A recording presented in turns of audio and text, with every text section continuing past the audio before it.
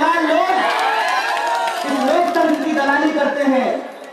और ये जो जनता मालिक खड़ी है, हम जो आपके बच्चे हैं, आपकी मेहनत की कमाई से, आपके टैक्स के पैसे से पढ़ाई लिखाई किए हैं, हमारे दिमाग में यह बात बिठा दी जाती है कि सरकार नहीं बदल सकती है। आप बताइए, दशरथ मांझी का नाम सुने हैं आप? एक छेनी हथौड़ी लेकर के उस इंसान ने पहाड़ को काट करके रास्ता बना दिया। आप सरकार नहीं बदल सकते हैं? बदल सकते हैं कि नहीं बदल सकते हैं? इनके मुंह में हल्दी चूना लगाने का जरूरत है। इनके मुंह में हल्दी चूना लगाने का जरूरत है और इनको ये याद दिलाने की जरूरत है कि लोकतंत्र तुम्हारा बकौती नहीं है, हम मालिक हैं, हम चुनाव करेंगे, हम सरकार बनाएंगे। यहाँ माँ बहन खड़ी है, सुन रही हैं। एक बात बताइए माता जी, रोटी को तवा पर रख करके 15 मिनट छोड़ देंगे, जलेगा कि नहीं जलेगा? इस सरकार को हम लोग 15 साल छोड़ दिए, बताइए जल गया है कि नहीं जल गया है? इसको पलटना चाहिए कि नहीं पलटना चाहिए? और ये पलटेगा कौन? आप पलटेंगे, हम पलटेंगे। और हम पलटेंगे किस लिए? हम पलटेंगे इसलिए कि जब कोरोना की महामारी आई, हमारे बच्चे, हमारे परिवार के लोग छोटे छोटे बच्चों को अपनी गोद में लेकर के 1000 किलोमीटर पैदल चल करके घर को आए हैं। अपने ही देश में हमको प्रवासी बना दिया गया है। साइबेरिया से आए हैं, पक्षी हैं हम लोग क्या? कि उधर बर्फ ज्यादा गिरने लगी तो भारत में जो है विहार करने के लिए आए हैं? इंसान हैं हम, इसी देश में पैदा हुए हैं। और जितना अधिकार किसी पैसे वाले को इस देश के संविधान ने दिया है, उतना ही अधिकार किसी मजदूर को भी दिया है। ये इस संविधान की ताकत है। अपने ही देश में आपने हमको प्रवासी बना दिया। हम आपकी फैक्ट्रियों में काम करते हैं, हम आपके लिए बस चलाते हैं, हम आपके लिए ठेला चलाते हैं, हम आपके लिए रिक्शा चलाते हैं, हम आपके लिए खेतों में मजदूरी करते हैं। हमने आपके लिए बिल्डिंगें बनाई, कश्मीर से लेकर के कन्याकुमारी तक इस देश को अपने खून पसीने से सींचा। जब एक बीमारी आई तो हमको झोला कोठा लेकर के दबा दिए। कौन है इसका जिम्मेदार? कौन इसकी जवाबदेही लेता है? और जब आप पूछिए कि अस्पताल नहीं है तो सरकार कहती है पैसा नहीं है। आप पूछिए कि इलाज नहीं है तो सरकार कहती है कि पैसा नहीं है। आप पूछिए स्कूल में पढ़ाई नहीं है तो सरकार कहती है पैसा नहीं है। तो मुझे बताइए कि चुनाव में 30 को हेलीकॉप्टर घुमाने के लिए नाना के यहाँ से पैसा लाए हैं? किसका पैसा है? जनता का पैसा है, आपके टैक्स का पैसा है।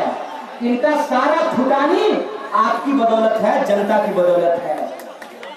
ये जो सरकार में बैठे हुए लोग हैं, इन्होंने एक बात सीख ली है।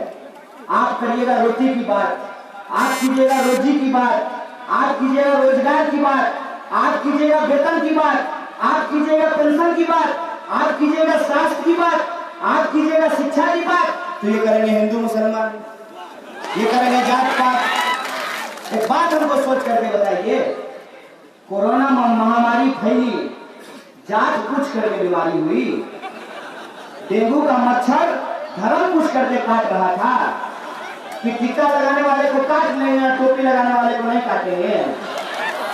मलेरिया का मच्छर जात पूछ करके काटता है, कुपोषण जात पूछ करके होता है। बिहार की महिलाओं को एनीमिया होता है, खून की कमी होती है, जात पूछ करके होता है। जानबूझ करके ये हमारे साथ धोखाधड़ी करते हैं। टमटम देखे हैं ना? टमटम में जो घोड़ा को जोता जाता है, उसके आंख के सामने पट्टा लगा दिया जाता है कि घोड़ा दायां बायां नहीं देखे। ये हमको घोड़ा समझते हैं? हम घोड़ा नहीं है, हमको दायां बायां दिखता है। अपने सवालों का जवाब देने की बजाय बताते हैं कि 30 साल पहले क्या हुआ था। आप हमको 30 साल पीछे ले जाना चाहते हैं, हम 30 साल इस देश और समाज को, बिहार को आगे ले जाना चाहते हैं। ये हमारा संकल्प है। माननीय नीतीश जी गजब फेरा में फंस गए हैं। नीतीश जी बोले कि मिट्टी में मिल जाएंगे, भाजपा में नहीं मिलेंगे। एक्चुअली जब वो भाजपा से मिले ना, उसी दिन भाजपा उनको मिट्टी में मिलाने का तैयारी कर लिया।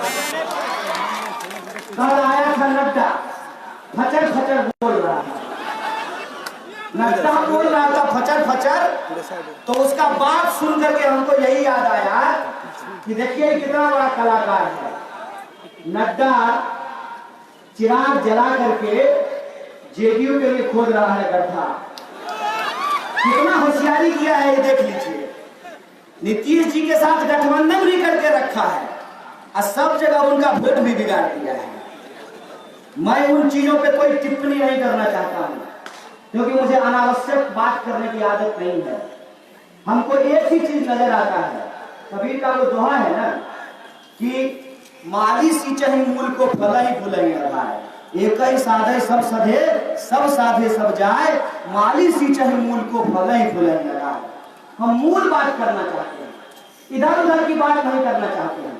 और मूल बात यह है कि आप अगर सरकार बदलना चाहते हैं तो आपको विकास जी को अपना आशीर्वाद देना पड़ेगा। बोलिए, सरकार बदलना चाहते हैं, हम लोग की सहमति है, तो इधर उधर देखने का कोई जरूरत नहीं है। सचमुच अगर विकास चाहते हैं तो आपके बीच में विकास जी चुनाव लड़ रहे हैं, इनको अपना आशीर्वाद दीजिए, इनको अपना समर्थन दीजिए। और ये बात मैं क्यों कह रहा हूं, इसकी दो वजह है।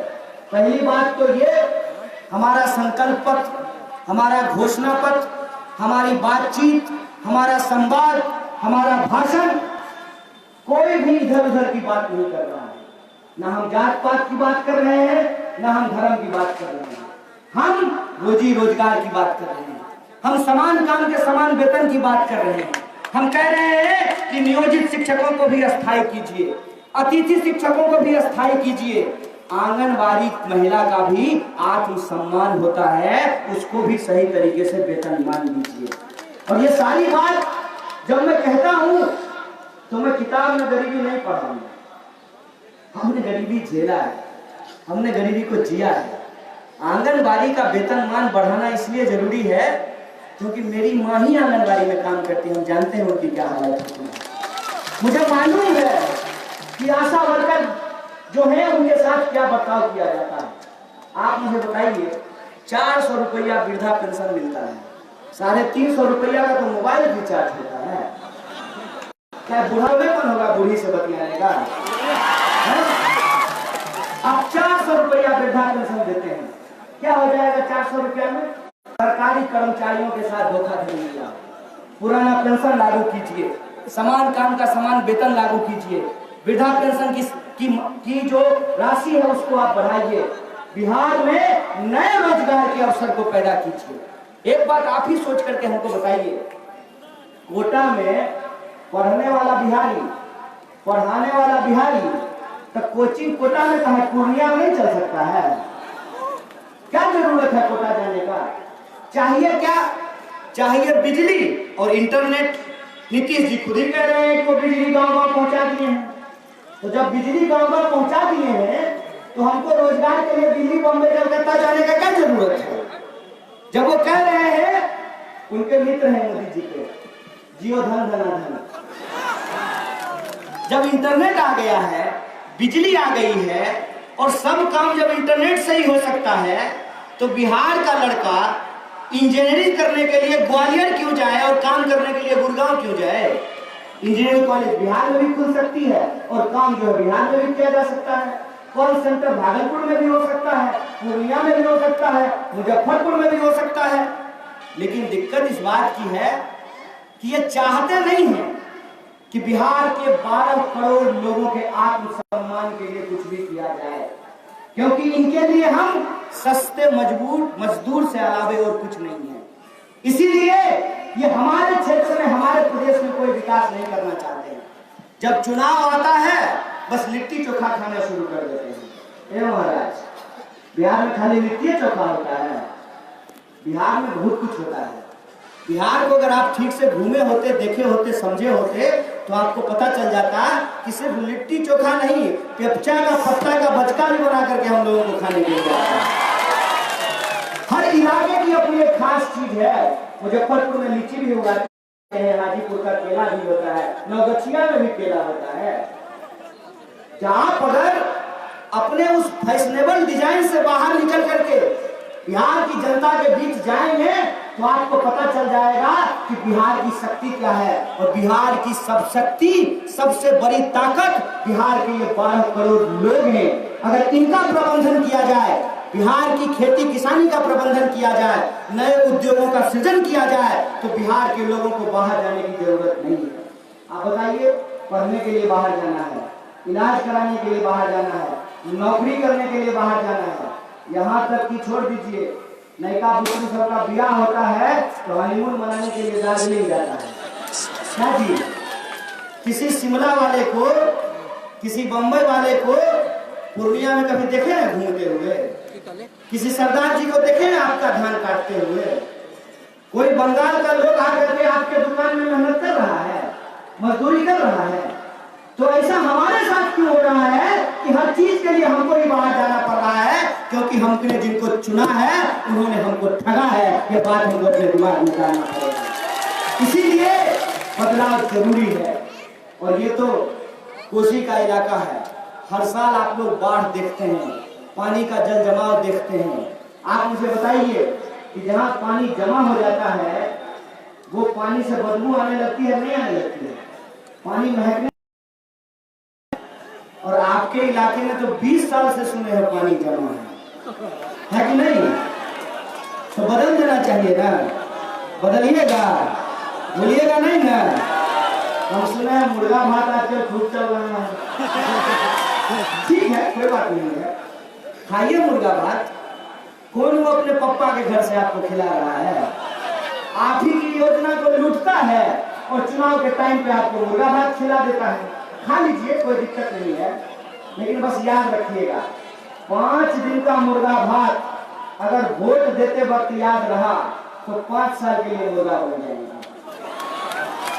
मुर्गा भात खा लीजिए, लेकिन जब ईवीएम के सामने जाकर के खड़ा होइएगा तो एक बात अपने मन में विचार कीजिएगा कि इस बार का चुनाव महज चुनाव नहीं है, बदलाव का संकल्प है। ये एक जन आंदोलन है और इस जन आंदोलन में सरकार को बदलने की, समाज को बदलने की, अपने रोजी रोजगार के, अपने विकास के लिए आपको मतदान करना है। बोलिए, करेंगे कि नहीं करेंगे?